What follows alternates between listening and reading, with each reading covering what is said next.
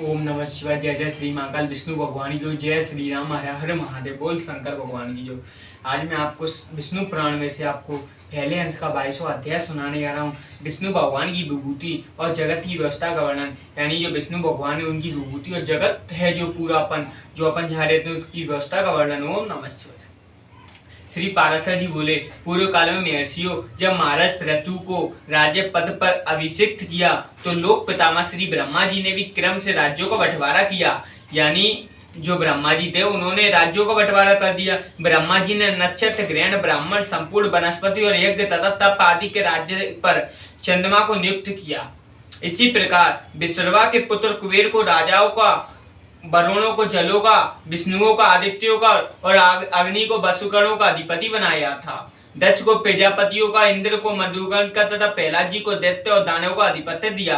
पितृगण के राज्य पद पर धर्मराज यम को अभिषिक्त किया और संपूर्ण गजराजों का स्वामित्व ऐरावत को दिया। गरुड़ को पक्षियों का, इंद्र को देवताओं का, उच्चैश्रवा को घोड़ों का और वृषभ को गौ का अधिपति बनाया। प्रभु ब्रह्मा जी ने समस्त मृगों, वन्य पशुओं का राज्य सिंह को दिया और सर्पों का स्वामी शेषनाग को बनाया। यानी जो सर्प हैं उनका स्वामी शेषनाग को बनाया। स्थावरों का स्वामी हिमालय को, मुनिजनों का कपिल देव जी को और नख तथा दाढ़ वाले मृगगण का राजा व्याघ्रबाग को बनाया तथा पिलक्ष पाकर को वनस्पतियों का राजा किया। इसी प्रकार ब्रह्मा जी ने और जातियों को प्राधान्य की व्यवस्था की। इस प्रकार राज्यों को भोग करके अनंत प्रजापतियों को स्वामी ब्रह्मा जी ने सब दिक्पालों की स्थापना की। उन्होंने पूर्व दिशा में बैराज प्रजापति के पुत्र राजा सुधर्वा को दिक्पाल पद पर अभिषिक्त किया तथा दक्षिण दिशा में कर्दम प्रजापति के पुत्र राजा संघपद की नियुक्ति की। कभी च्युत न होने वाले रजस पुत्र महात्मा केतुमान की उन्होंने पश्चिम दिशा में स्थापित किया और पर्जन्य प्रजापति के पुत्र अति दुर्दुन्न राजा एणियोमा का उत्तर दिशा में अभिषिक्त किया। वे आज तक 7 दीप और अनेकों नरकों से युक्त इन संपूर्ण पृथ्वी का अपने अपने विभागानुसार धर्म पूर्वक पालन करते हैं। हे मुनि सत्तम, ये तथा अन्य भी जो संपूर्ण राजा लोक हैं वे सभी विश्व के पालक में प्रवर्त परमात्मा श्री विष्णु भगवान के विषयभूत हैं। यानी ये सब विष्णु भगवान के विषयभूत ही हैं। हे द्विजोत्तम, जो भूताधिपति पहले हो गए हैं, जो आगे होंगे, वे सभी सर्वभूत भगवान विष्णु के अंश हैं। जो भी देवता, दैत्य, दानव और मांसपेशियों के अधिपति हैं, जो पशुओं, पक्षियों, मनुष्यों, सर्पों, नागों के अधिनायक हैं, जो वृक्षों, पर्वतों, ग्रहों के स्वामी हैं तथा और जो भूत, भविष्य एवं वर्तमान कालीन जितने भूतेश्वर हैं, वे सभी सर्वभूत भगवान विष्णु के अंश से उत्पन्न हुए हैं। यानी ये सब भगवान विष्णु के अंश से उत्पन्न हुए हैं। हे महाप्राज्ञ, सृष्टि के पालन कार्य में प्रवृत्त सर्वेश्वर श्री हरि को छोड़कर और किसी में भी पालन करने की शक्ति नहीं है। यानी सर्वेश्वर श्री हरि को छोड़कर और किसी और पालन नहीं कर सकता। रज और सत्वादी गुणों के आश्रय से वे सनातन प्रभु ही जगत की रचना के समय रचना करते हैं, स्थिति के समय पालन करते हैं और अंत समय में काल रूप से सार करते हैं। वे जनार्दन 4 वाक से सृष्टि के और 4 वाक से स्थिति के समय रहते हैं तथा 4 रूप धारण करते ही अंत में पहले करते हैं। एक अंश से अव्यक्त स्वरूप ब्रह्मा होते हैं, दूसरे अंश से मरीचि और आदि प्रजापति होते हैं, तीसरा अंश काल है और संपूर्ण चौथा प्राणी है। इस प्रकार रजोगुण विशिष्ट होकर 4 प्रकार से सृष्टि के समय स्थित होते हैं।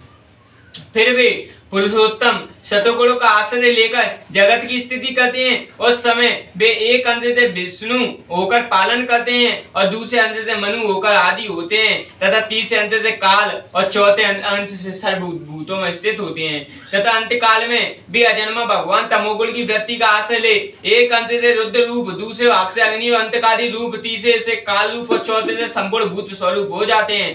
हे ब्राह्मण, विनाश करने के लिए उन महात्मा की ये 4 प्रकार की सार्वकालिक विभाग कल्पना कही जाती है। ब्रह्मा, दक्ष आदि प्रजापति गण, काल तथा समस्त प्राणी ये श्री हरि की विभूतियां जगत की सृष्टि का कारण है। ये द्विज विष्णु, मनु आदि काल समस्त भूतगण इस जगत की स्थिति के कारण रूप भगवान विष्णु की विभूतियां हैं तथा रुद्र, काल, अंतादि और सकल जीव श्री जनार्दन की ये 4 विभूतियां पहले की कारण रूप हैं। ये द्विज जगत के आदि और मध्य में तथा पहले पर्यंत भी ब्रह्मा, मरीचि आदि तथा भिन्न भिन्न जीवों से ही सृष्टि हुआ करती है। सृष्टि के आरंभ में पहले ब्रह्मा जी रचना करते हैं, वे मरीचि और प्रजापति गण और तंत्र समस्त जीव क्षण भर में संतान उत्पन्न करते हैं। ये द्विज काल के बिना ब्रह्मा, प्रजापति एवं एवं अन्य समस्त प्राणी भी सृष्टि रचना नहीं कर सकते, अतः भगवान काल रूप विष्णु ही सर्वदा सृष्टि के कारण है। हे मैत्रेय, इसी प्रकार जगत की स्थिति और प्रलय में भी उन देव देव के चार विभाग बताए जाते हैं। हे द्विज, जिस किसी जीव द्वारा जो कुछ भी रचना की जाती है, उस उत्पन्न हुए जीव की उत्पत्ति में सर्वथा श्री हरि का ही शरीर का ही कारण है। हे मैत्रेय, इसी प्रकार जो कोई स्थावर जंगम भूतों में किसी को नष्ट करता है, वह नाश करने वाला भी श्री जनार्दन ग्रंथगान रौद्र रूपी है। इस प्रकार वे जनार्दन देव ही समस्त संसार के रचिता पालन करता और सारक है, तथा वे ही स्वयं जगत रूप भी हैं। जगत की उत्पत्ति, स्थिति और अंत के समय वे इसी प्रकार तीनों गुणों के प्रेरणा से प्रवृत्त होते हैं, तथापि उनका परम पद महान निर्गुण है। परमात्मा का वह स्वरूप ज्ञान में व्यापक स्वयं प्रकाश अनुपम है, तथा वह भी चार प्रकार का ही है। श्री मैत्रेय जी बोले, हे मुने, आपने जो भगवान का परम पद कहा है वह चार प्रकार का कैसे है, आप यह मुझसे विधि पूर्वक कहिए। श्री पाराशर जी बोलते हैं, हे मैत्रेय, सब वस्तुओं का जो कारण होता है वही उसका साधन भी होता है, और जिस अपनी अभिमत वस्तु की सिद्धि की जाती है वही साध्य कहलाती है। मुक्ति इच्छा वाली योगी जनों के लिए प्राणायाम आदि साधन है, और पर ब्रह्मा ही साध्य है, जहाँ से फिर लौटना नहीं पड़ता। हे मुने, जो योगी की मुक्ति का कारण है वह साधन अलंब ज्ञान ही उस ब्रह्मा भूत परम पद का प्रथम भेद है। कलेश बंधन से मुक्त होने के लिए योगाभ्यासी योगी का साध्य रूप जो ब्रह्मा है, हे मामने, उसका ज्ञान ही आलमन विज्ञान नामक दूसरा भेद है। इन दोनों साध्य साधनों का भेद पूर्वक जो अद्वितीय में ज्ञान है उसी को मैं तीसरा भेद कहता हूँ। और हे मामुने, उन तीनों प्रकार के ज्ञान की विशेषता का निराकरण करने पर अनुभव हुए आत्म स्वरूप के समान ज्ञान स्वरूप भगवान विष्णु का जो निर्व्यापक अनिर्वचनीय व्यक्ति माता अनुपम आत्मबोध स्वरूप सत्ता माता लक्षण शांत अवय शुद्ध भावनित और आश्रय हित रूप है, वह ब्रह्मा नामक ज्ञान उसका चौथा भेद है। हे द्विज, जो योगी जन अन्य ज्ञानों का निरोधक इस चौथे भेद में ही लीन हो जाते हैं, वे संसार क्षेत्र के भीतर बीजारोपण कर्म करने में निर्विध वासना रहित होते हैं, अर्थात वे लोक संग्रह के लिए कर्म करते भी रहते हैं तो भी उन्हें उन कर्मों का कोई पाप पुण्य रूप फल प्राप्त नहीं होता। इस प्रकार का वह निर्मल व्यापक अक्षय और समस्त है गुणों से रहित विष्णु नामक परम पद है। पुण्य पाप का श्रेय और कलेशों की निर्वृत्ति होने पर होता है निर्मल हो जाता है, वही योगी उस पर ब्रह्मा का आश्रय लेता है और जहां से वह फिर नहीं लौटता। उस ब्रह्मा के मूर्त और अमूर्त दो रूप हैं, जो सरय और आशय रूप से समस्त प्राणियों के स्थित है। अक्षरी पर ब्रह्मा और सर संपूर्ण जगत है। जिस प्रकार एक देशी अग्नि का प्रकाश सर्वत्र फैला रहता, उसी प्रकार यह संपूर्ण जगत पर ब्रह्मा की शक्ति है। हे मैत्रेय, अग्नि की निकटता और दूरता के भेद से जिस प्रकार उसके प्रभाव में भी अधिकता और नियुक्ता का भेद रहता है, उसी प्रकार ब्रह्मा शक्ति में भी तापस्य है।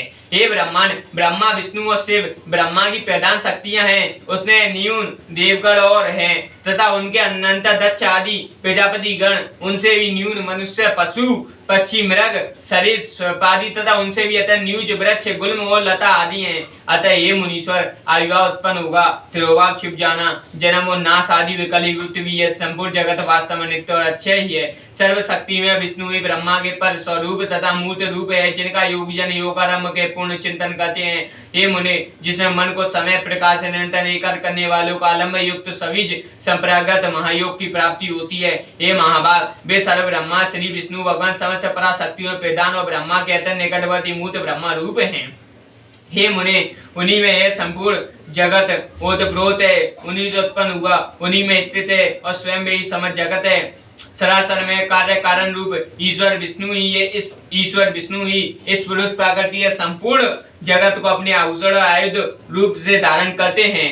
श्री मैत्रेय बोले, भगवान विष्णु इस संसार को भूतन और आयुध रूप से किस प्रकार धारण करते हैं, ऐ आप मुझसे कहिए। श्री पाराशर जी बोले, हे मुने, जगत का पालन करने वाले अपरमेय श्री विष्णु भगवान को नमस्कार कर मैं जिस प्रकार वशिष्ठ जी ने मुझसे कहा था मैं तुमसे सुनाता हूँ। इस जगत के निरपेक्ष निर्गुण और निर्मल आत्मा को अतः शुद्ध क्षेत्र स्वरूप को श्री हरि कौतुंब मणि रूप से धारण करते हैं। श्री अनंत ने प्रधान को श्री बद्ध रूप से आश्रय दिया और बुद्धि श्री माधव की गदा रूप से स्थित है। भूतों के कान तामस अहंकार, इंद्रियों के कान राजस अहंकार, इन दोनों को वे शंख और सात धनुष रूप से धारण करते हैं। अपने वेग से पवन को पराजित करने वाले अत्यंत चंचल सात्विक अहंकार रूप मन श्री विष्णु भगवान के कर कमलों में स्थित चर का रूप धारण करता है। ये द्विज, भगवान गदाधर की मुक्ति माणिक्य मरकत इंद्रनील और हरिकर्मी पंच रूपा वैजयंती माला है। वे पंच तंत्र मता और पंच भूतों का ही सगात है। जो ज्ञान और कर्म इंद्रियां हैं उन सबको श्री जनार्दन भगवान बाण रूप से धारण करते हैं। भगवान अच्युत जो अत्यंत निर्मल खड्ग धारण करते हैं वे भी कोश अचित विद्यामान ज्ञानी हैं। हे मित्र, इस प्रकार पुरुष प्रधान बुद्धि अहंकार पंचभूत मन इंद्रिय तथा विद्या और अविद्या सभी श्री हरि के इसमें आश्रित है। श्री हरि रूप रहित होकर भी माया रूप से प्राणियों के कल्याण के लिए इन सबको अस्त्र और भूषण रूप से धारण करते हैं। इस प्रकार वे कमल नयन परमेश्वर सर्विका पैदा निर्विकार पुरुष तथा संपूर्ण जगत को धारण करते हैं। जो कुछ विद्या विद्या सत असत तथा वे रूप है, हे मित्र, वे सब सर्वभूतेषु श्री मधुसूदन में स्थित है। कला काष्ठ निवेश दिन ऋतु अयन और वर्ष रूप से वे काल स्वरूप निस्वास सभ्य श्री हरि विराजमान है। हे मुनि श्रेष्ठ, भूलोक और स्वर्गलोक तथा मैं जन तप और सत्य आदि सातों लोक में सर्वव्यापक भगवान ही है। सभी पूर्वजों के पूरा तथा समस्त विद्याओं के आदर श्री हरि स्वयं लोक में स्वरूप स्थित है। निराकार और सर्वेश्वर श्री अनंत भूत स्वरूप होकर देव मनुष्य पशु आदि नाना रूपों से स्थित है। ऋक यजु साम अर्थवेद इतिहास महारत वादी उपदेश आयुर्वेदी वेदांत वाक्य समस्त वेदा मनु आदि करते थे। समस्त धर्म शास्त्र प्राण आदि सकल शास्त्र आख्यान अनुवाद कल्प सूत्र तथा समस्त काव्य चर्चा राग रागनी और जो कुछ भी है वे सब सर्वमूर्तिधारी परमात्मा विष्णु का ही शरीर है। इस लोक में अथवा कहीं और भी जितने मूर्त अमूर्त पदार्थ हैं वे सब उन्हीं का शरीर है। मैं तथा यह संपूर्ण जगत जनार्दन श्री हरि है, उनसे भिन्न और कुछ भी कार्य कारण नहीं है। जिसके चित्त में ऐसी भावना है उसे पे दैराग राग द्वेदासी द्वंद्व रूप रोग की प्राप्ति नहीं होती। ये द्वेष, इस प्रकार तुमसे इस पुराण के पहले अंश का यथावत वर्णन किया है। इस प्रकार इस श्रवण करने से मनुष्य के सारे पापों से मुक्त हो जाता है। हे मित्र, 12 वर्ष तक कार्तिक मास में पुष्कर क्षेत्र में स्नान करने से जो फल मिलता है वह सब मनुष्य इसके श्रवण मात्र से मिल जाता है। हे मुनि, देव ऋषि गंधर्व पितर और यक्षादि आदि उत्पत्ति का श्रवण करने वाले पुरुष को वे देवादि बलदायक हो जाते हैं। इस प्रकार विष्णु पुराण के पहले अंश में 22वां अध्याय समाप्त। इस प्रकार श्री पारसम मुनि द्वारा विरचित श्री विष्णु परम निर्वाण श्री विष्णु पुराण का पहला अंश समाप्त। हर हर महादेव। विष्णु भगवान की जय, विष्णु पुराण की जय। ओम नमः शिवाय। जय मां।